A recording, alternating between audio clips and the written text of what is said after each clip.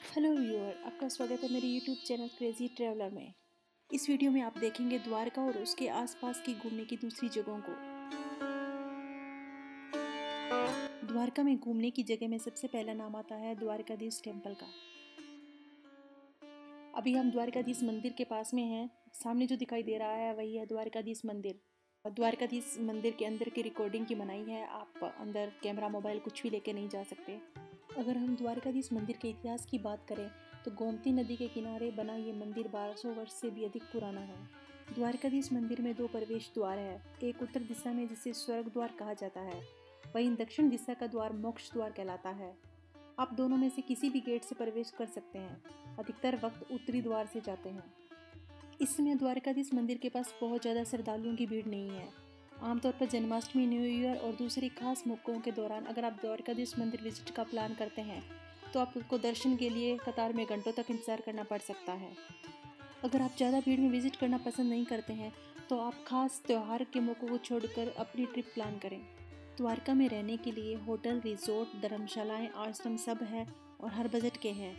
ऐसे ही खाने के लिए सभी तरीके के रेस्टोरेंट यहाँ अवेलेबल है।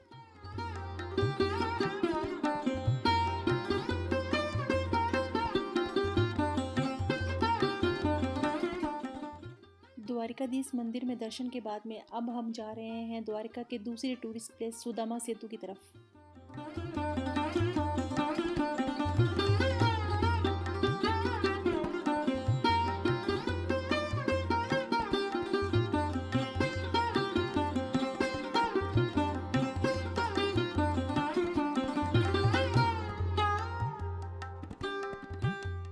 सामने दिखाई दे रहा है सुदामा सेतु।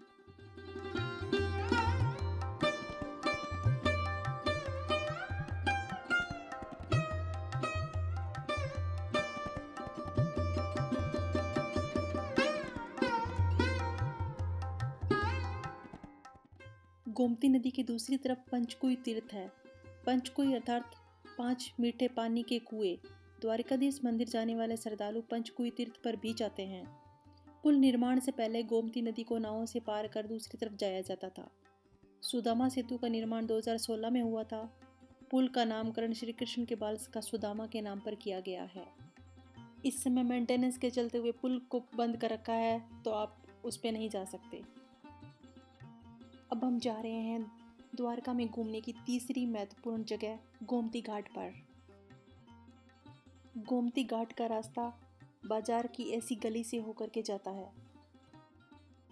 जो सामने दिखाई दे रहा है वही है गोमती घाट।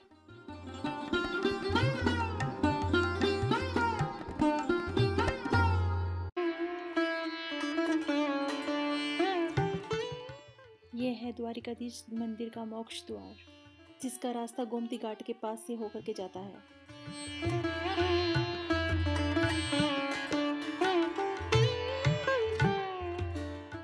बाकी जगह पर आप नॉर्मल कैमल सफारी कर सकते हैं, जबकि यहाँ द्वारका में आप कैमल वाटर सफारी भी कर सकते हैं।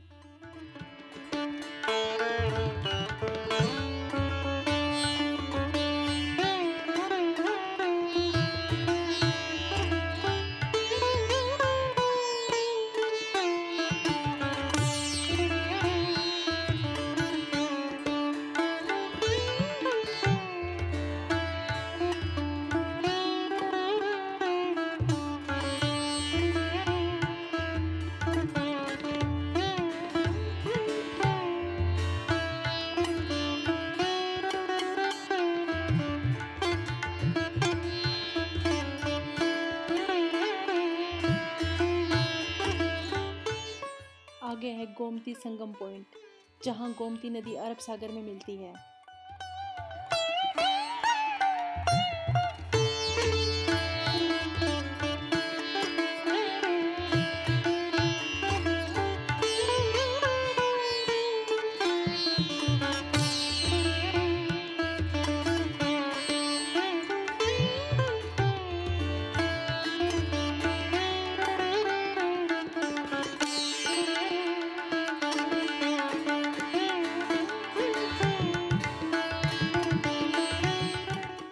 द्वारका में ऐसे ही घूमते घूमते दिखा एक पुराना मंदिर, जो अभी वर्तमान में बहुत जर्जर हालत में है, लेकिन फिर भी इसको देख करके इसके पुराने वैभव का अंदाज़ा हम लगा सकते हैं।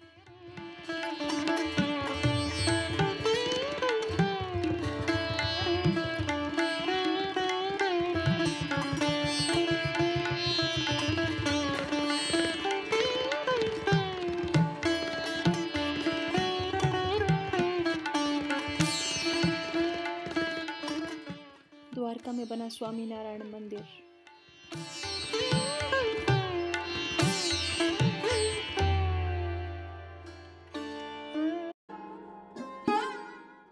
द्वारका में घूमने की चौथी महत्वपूर्ण जगह है बड़केश्वर महादेव मंदिर।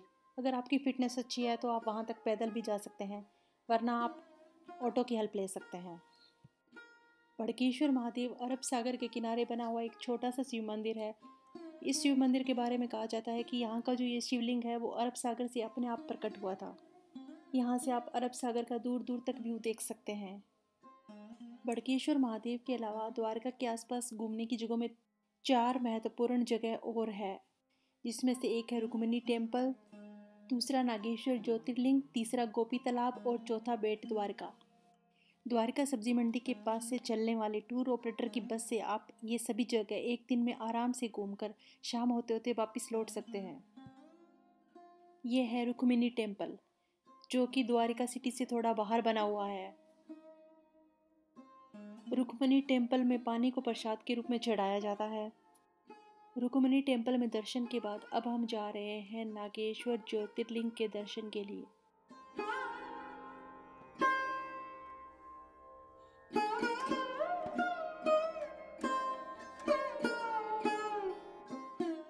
शिव पुराण में वर्णित 12 ज्योतिर्लिंगों में से एक ज्योतिर्लिंग है नागेश्वर ज्योतिर्लिंग।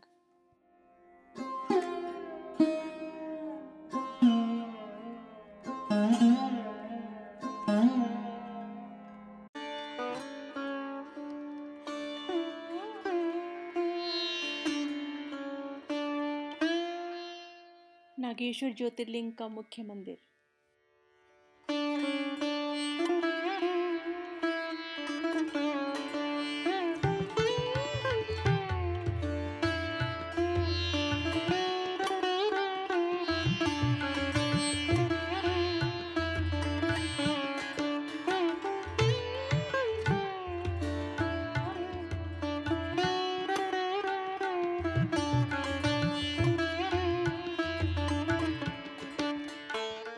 नागेश्वर ज्योतिर्लिंग में दर्शन के बाद में अब हम चलते हैं तीसरे टूरिस्ट पॉइंट गोपी तालाब की तरफ।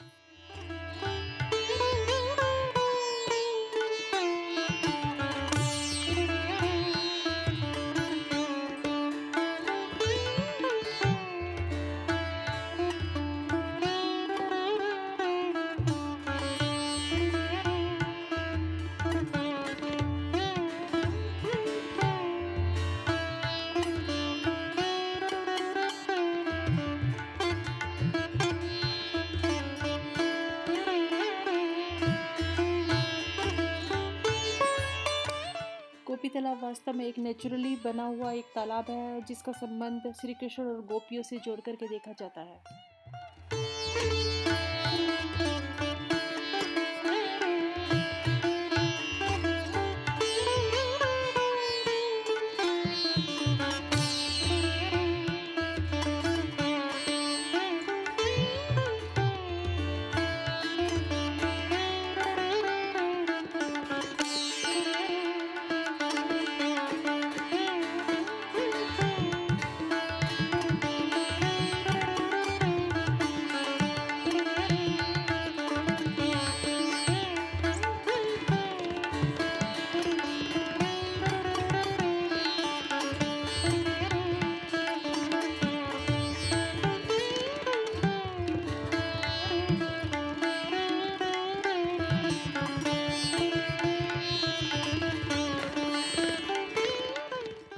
गोपी तालाब के बाद में चौथा और लास्ट टूरिस्ट पॉइंट है बेट द्वारका।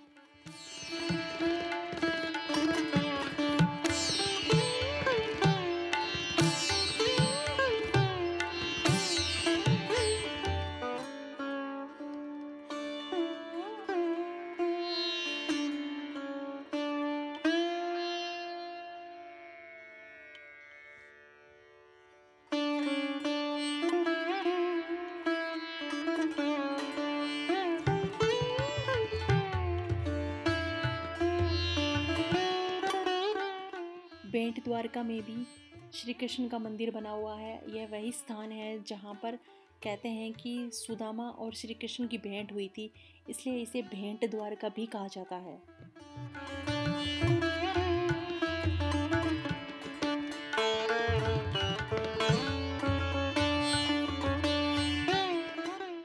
अगर आप टूर ऑपरेटर की बस से भेंट द्वारका जा रहे हैं तो टूर ऑपरेटर की बसें पार्किंग में आपको छोड़ देती है। वहाँ से आपको ऑटो हायर करके मेन मंदिर तक जाना होता है।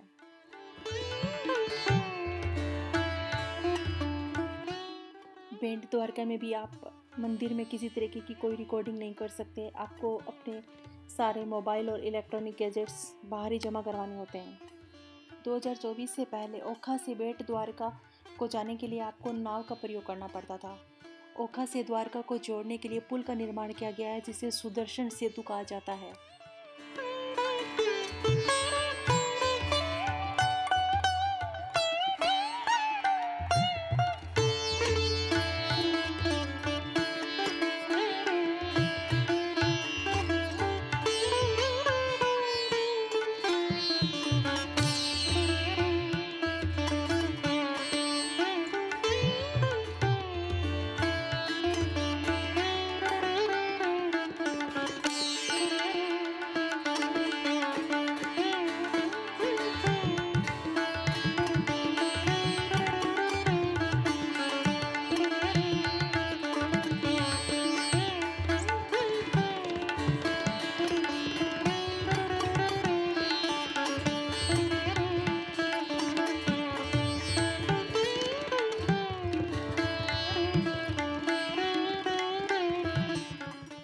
ऐसा दिखाई देता है ओखा से बेट द्वारका को जोड़ने वाला सुदर्शन ब्रिज।